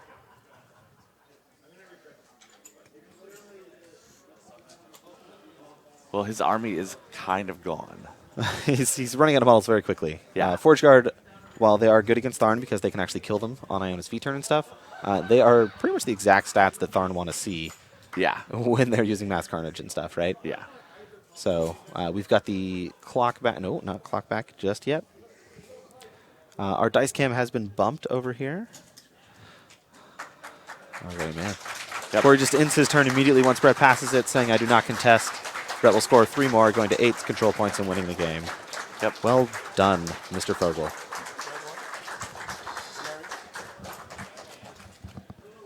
Yeah. So there we go. Well done. Look at that smile. He's a happy man. Yep. So So they have shaken hands. They're going here. They're checking through it. Jaden coming in for a big hug there on Brett. Those guys run the Line of Sight website and podcast. And they're very excited about all of this. Yep. And this is the last game of War Machine Weekend. That is it. We are done streaming. Absolutely. We got to unplug things, put them in boxes. Oh, yes. That's going to be a lovely event after all of this. Get on an airplane at some point. But yeah, so we had. Yeah. I haven't heard the final attendance for the convention, but I know it was bigger than last year. And last year it was almost 400 people. Yep. So we're doing better than that here. We had over 120 people in the last chance qualifier. Yeah. We had a hardcore tournament that went 5 rounds. Yeah. Fantastic. We had an extreme colossal wrestling event. We ran something like 22 scrambles. Modpoc. We had the big Monpoc tournament as well, a one monster Monpoc tournament. So War Machine Weekend has been an absolute blast. I've talked to countless people. I've met 50 or 60 new people that were new to the game this weekend, and I'm really excited to come back next year. And something you don't see on live streams and stuff. There's a whole hobby hangout with classes. Oh, yeah. So Dallas was up there. Some other people were teaching classes. So if you're more focused on a hobby, you could still come here and get a lot out of War Machine Weekend. Absolutely. They run classes, and it's not just Dallas. There's several other people that run different types of classes on airbrushing, on painting, on blending, on basing, everything. There's speed painting competitions. There's a regular painting competition. So War Machine Weekend really has something for everyone in this hobby. So if you didn't make it this year, you should make it next year. Yep. And we're done, so we're saying goodbye. Absolutely. So we'll see you guys live streaming soon. All this equipment has to get back to Seattle, so we got to get our regular schedule back up and running. But we'll be back live streaming sometime soon. And this is America's Sweetheart signing off. Goodbye. Goodbye.